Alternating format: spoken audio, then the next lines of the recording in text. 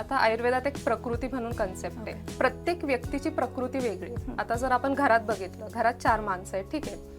आता आपण बघतो की एखादी ट्रेंड येते की ही खूप व्यवस्थित आहे किंवा हे खूप पौष्टिक आहे तुमच्यासाठी, तर तुम्ही ही रेसिपी घ्या किंवा जे काही किंवा डिटॉक्स ड्रिंक्स वगैरे येतात तर हे तुम्ही करा. पण आता आपण एक एक्झाम्पल घेऊया की तुम्ही घरी पोहे बनवले, खूप पौष्टिक बनवले, त्याच्यामध्ये बटाटा किंवा टोमॅटो, कोथिंबीर, कढीपत्ता सगळं शेंगदाणे वगैरे घालून सगळे बनवले आणि घरातले ते 4 लोक खात आहेत. तर आता एक जण असेल तो त्यातला कढीपत्ता काढून टाकणार, एक जण असेल तो त्यातले शेंगदाणे काढून खाणार, एक कदाचित त्याला वरची कोथिंबीर नकोय. हेच आयुर्वेद सांगतोय की जस्ट बिकॉज एखादी गोष्ट चांगली म्हणजे ती प्रत्येक माणसालाच जाईल असं नाहीये.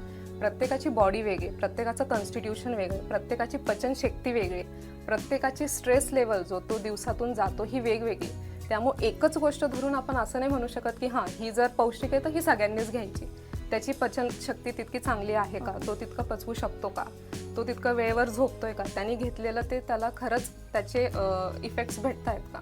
सो व्यक्ती तितक्या प्रकृती असं आयुर्वेदात म्हणतात. त्यामुळे प्रत्येकाने आपले शरीर जाणून घेतलं पाहिजे की खरंच त्याला काय गरज आहे आणि त्याच्यानुसारच त्याने कोणतीही ट्रेंड फॉलो करा किंवा आयुर्वेद त्याने तसंच फॉलो केलं पाहिजे.